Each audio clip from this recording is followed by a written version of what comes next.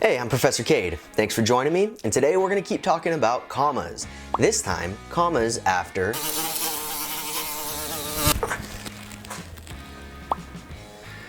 introductory elements. Now this is a common issue that I see all the time, but luckily it's one of the easiest ones to fix. So just hang out with me for a few minutes and I guarantee that by the end of this video, you will be one step closer to comma mastery.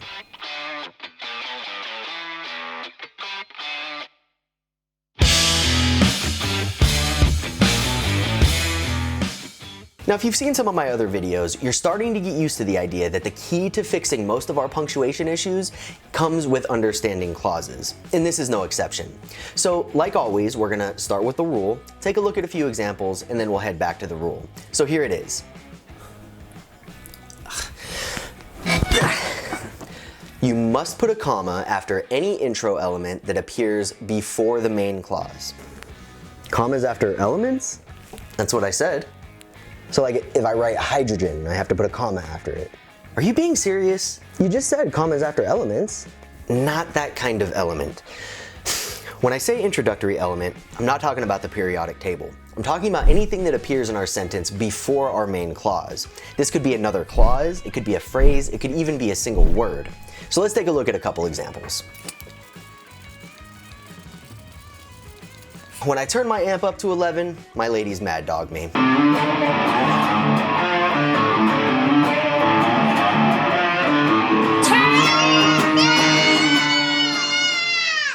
Alright, back to business.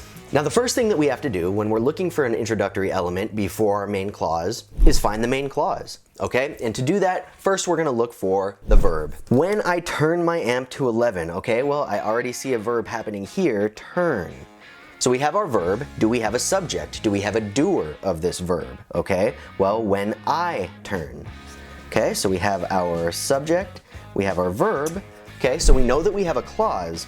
Now, in order for a clause to be a main clause, it must be independent, which simply means it could stand on its own as a complete sentence. So let's take a look down here at this clause, see if it's independent. When I turn my amp up to 11. Well, when I turn my amp up to 11, what happens? Notice that nagging feeling of needing more information. It's not a complete idea, and it could not stand on its own. Therefore, it's not an independent clause, and it can't be our main clause. So what does that mean for us? Back to the drawing board. Okay, when I turn my amp up to 11, my ladies mad dog me. All right, let's see if we can find another verb. Now in this case, I have taken some professorial liberties and I've verbified mad dog here. It's okay, I'm allowed to do that. Okay, so we got Professor Cade getting mad dogged by his ladies for being too noisy. I always tell my wife that on her tombstone it's gonna read, "Will you turn that down, please?" So, who is mad dogging? Well, my ladies. My ladies are mad dogging me. So we have a subject, we have a verb, we have a clause. Now, is this clause independent? Let's see. My ladies mad dog me. We don't have that feeling of needing more information, so this clause is independent. It could stand on its own. So we found our main clause. Now let's head back to that rule. You must put a comma anytime you have an introductory element that appears before your main clause. Well, this is the beginning of our main clause. All of this is appearing before our main clause, means we have an introductory element, means we must have a comma. Now, when we have a clause acting as our introductory element, it's usually a little easier to identify, and I'm willing to bet that a lot of you watching might have noticed this one without breaking it down that way. So let's take a look at a couple other examples that might be a little less straightforward. On the other hand, Cade's lovely ladies break the decibel meter too. Alright, so let's dive in. First thing that we're doing, looking for our main clause, which begins with finding our verb. So let's take a look and see what we have. On the other hand, Cade's lovely ladies break. Okay, first thing happening in this sentence is break. So we found our verb. Now, who is doing the breaking of the decibel meters? Not this guy, it's the lovely ladies. Okay, so the ladies are breaking. We have a few more words in this case that are attached to ladies that would make the simple subject into the complete subject. And the introductory element must appear before the complete subject. I should really stop closing this marker. It's very hard to open. Okay, so what are the words that are attached to ladies? What are the words that are modifying it? We're looking for our adjectives, okay? What lovely ladies? Cade's lovely ladies, okay? We have adjective, adjective, noun. We have a complete subject here, okay? But we haven't made it back to the beginning of the sentence. We still have more things happening before our main clause. And once again, what do we put after anything that appears before our main clause? Comma. Okay, cool. So we are gonna put our comma. I closed it again. On the other hand, Cade's lovely ladies break the decibel meter too, so we have more intro element. We don't have a subject or a verb in this section, but remember, an intro element doesn't have to be a clause, it could also be a phrase. Okay, so we've looked at intro elements with clauses, we've looked at them with phrases, we got one more to go. Let's take a look at our final example.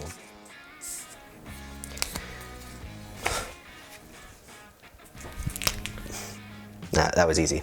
And this is not even the marker I'm trying to write the sentence with. Example.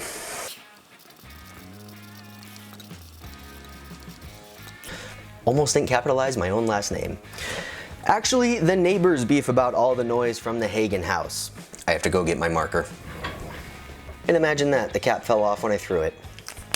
All right, we're gonna move pretty quickly on this one. Let's head down, find the main clause. To do that, we're gonna find the verb. Actually, the neighbors beef about all the noise from the Hagen house. Yes, I've done it again. I've verbified another word, but I'm licensed to do so. Now we have our verb. Let's find the doer of that verb. Let's find our subject. We have neighbors. The neighbors are the ones who are beefing. Okay, so we have our subject, we have our verb, but we're just looking at our simple subject right now. We need to find our complete subject. So the complete subject might include adjectives, as it did in the last example, or it might include articles, as it does in this example.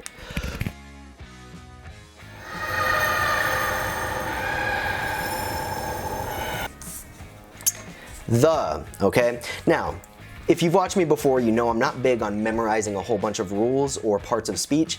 Articles are nice and easy to memorize because we have a total of 3 of them in the English language. The, a, and an. That's it. Those are your 3 articles. Okay? Now your subject is going to include the article that comes before it. So, once again, we see the rule. We must have a comma after any intro element that appears before our main clause. So we've seen the clause as an intro element. We've seen the phrase as an intro element. Now we have a single word as our intro element. Okay? Now up to this point, we've looked at the full version of how to find intro elements by breaking sentences down, finding your clauses, and it's a little bit time consuming to do this to every sentence. So I've developed a few nifty little tricks that will help you more quickly identify whether you have intro elements, okay? But I don't like to give you these until you've learned the real way. Now, to explain these shortcuts, we're gonna go back to these sentences we've just used. Can I fit them all? Well, no, okay. Now the first shortcut is to look for subordinating conjunctions at the beginning of sentences. Don't worry about memorizing the word unless you have a test on it, but we're gonna look at a few of the more common examples, okay? So looking down here, we see that this sentence begins with when. If we took that word out, this clause would then become independent, right? I turn my amp up to 11. That's independent. When we add when to it, suddenly it becomes dependent, okay? So when is one of your most common subordinating conjunctions. A few other common ones are if, because, since, while, and although. So get used to all of these words around here, but more importantly, get used to what these words do to a sentence. Notice if you take any independent clause, grab one of these words and put it in the beginning, suddenly you have a dependent clause. So that's your first shortcut. Look for subordinating conjunctions. Second shortcut, look for prepositions. There are a million prepositions in the English language, but I'm not going to ask you to memorize any of them. Instead, I'm going to ask you to memorize one sentence. The mouse ran blank the box. If you can fit that word inside of this blank, yep. All of these words that fit inside of here are prepositions. If your sentence begins with a preposition, you almost certainly have an intro element. Third shortcut, look for adverbs at the beginning of sentences. Okay, there are a billion adverbs in the English language, so don't memorize them all. The main thing I want you to look for is words with an ly ending. Okay, if you have an ly ending, you're almost certainly an adverb. If you have a sentence that begins with an adverb, almost certainly have an intro element. So once again, your 3 shortcuts. Look for subordinating conjunctions, look for prepositions, look for adverbs. Any one of those 3, if they open your sentence, you probably got an intro element. And that's it, commas with intro elements. You've now mastered one additional point of comma usage. But remember, there are a lot of different ways that commas can be used. So once again, thanks for sticking with me. I hope you learned something. If you did, do me a favor and hit that like button. And if you like the way I teach and feel like you might be able to learn more from me, hit the subscribe button for more upcoming videos. And any teachers who might be watching, feel free to check out my Teachers Pay Teachers link in the description for some standards-based curriculum that goes along with these videos.